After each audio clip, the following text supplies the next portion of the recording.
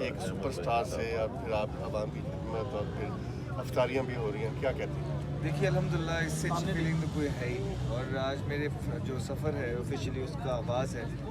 آج تک جو بھی تھا، جو میں نے کیا ایز اے فلانتھروپسٹ، وہ مطلب اپنی طرف سے کیا۔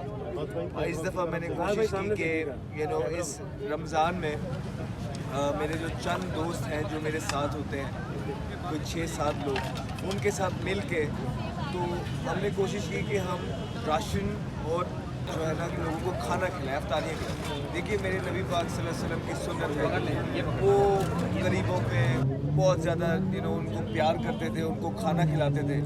تو ہماری بھی یہی کوشش ہے کہ جو ہمارے نبی پاک صلی اللہ علیہ وسلم نے کیا ہے ہم ان کے راستے پہ چلیں۔ اور جس طرح آپ کو پتہ ہے کہ میں بارہا کہہ چکا ہوں کہ میری فاؤنڈیشن جو ہے انشاءاللہ تعالیٰ وہ رجسٹر ہونے لگی ہے، اور وہ تو ساری چیزیں چلیں گی، لیکن اس سے پہلے بھی جو ہے میں کچھ ایسی یہ موقع ضائع نہیں کرنا چاہتا، اور میک شور کرنا چاہتا ہوں کہ ہم ان ایسے موقع، یہ رمضان، یہ چیزیں یوٹیلائز کریں۔ ایٹ دا سیم ٹائم میں خود اس بارے میں بات کروں تاکہ جو ینگسٹر ہے، جو یوتھ ہے ہمارے ملک کی، وہ موٹیویٹ ہو۔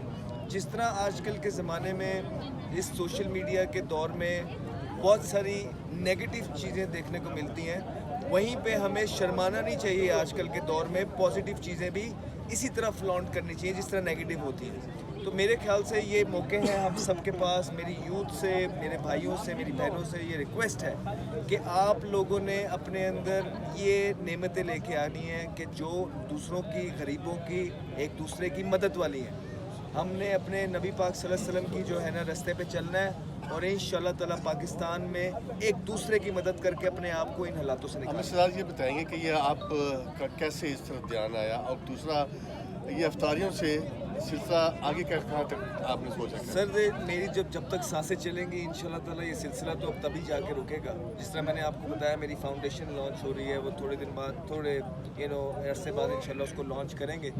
تو اس سے پہلے یہ میں اپنے دوستوں کے ساتھ مل کے آپ جسے کہتے ہیں کہ جب کرکٹ بھی کھیلنی ہوتی ہے تو آپ کلب لیول سے، اسکول لیول سے سٹارٹ کرتے ہیں، تو فاؤنڈیشن سے پہلے بھی سمجھ لیجیے یہ میرے ایگزامس ہیں، ٹیسٹ ہیں، میں اپنے آپ کو ٹیسٹ کر رہا ہوں، ایک اس راستے پہ چل پڑا ہوں۔ یہ راستہ وہ ہے کہ سر یہ آسان نہیں ہوگا، بہت مشکل راستہ ہوگا، لیکن تھورلی اس میں انشاءاللہ تعالیٰ اگر کسی چیز کی مجھے ضرورت ہوگی تو وہ اپنے اللہ تعالیٰ کی ہوگی، کہ اللہ کرے انشاءاللہ تعالیٰ جو راستہ میں نے پک کیا ہے وہ انشاءاللہ اس میں مجھے اتنی کامیابی ملے کہ جو میں اپنے لیے سوچتا ہوں کہ میں یہ کرنا چاہتا ہوں اپنی عوام کے لیے، یا اپنے ملک کے لیے، یا اپنے ملک کے بچوں اور بڑوں کے لیے، اللہ مجھے اس میں کام۔ موسٹلی دیکھا جاتا ہے کہ کوئی حادثہ ہوتا ہے پھر اس طرف دھیان ہوتا ہے، آپ کا کیسے اس طرف دھیان ہے؟ نہیں کوئی حادثے کے بعد اس طرف دھیان نہیں آتا ہے۔ یہ تو جو بھی انسان جس کو تھوڑی سی اپنی آخرت یاد ہوتی ہے نا، وہ اس طرف ضرور آ جاتا ہے۔ اچھا، کہا جاتا ہے کہ فلاحی کام کر کے موسٹلی کرکٹر جو ہیں وہ پھر سیاست کی طرف آ جاتے ہیں، آپ کا بھی کوئی ایسا پلان ہے؟ میری تو سر یہی سیاست ہے، اور اتنی سی سیاست مجھے آتی ہے، اور اگر مجھے اتنی سیاست آتی ہوتی تو آج میرے ٹیم میں جو تھا میرے ایسے حالات نہ ہوتے۔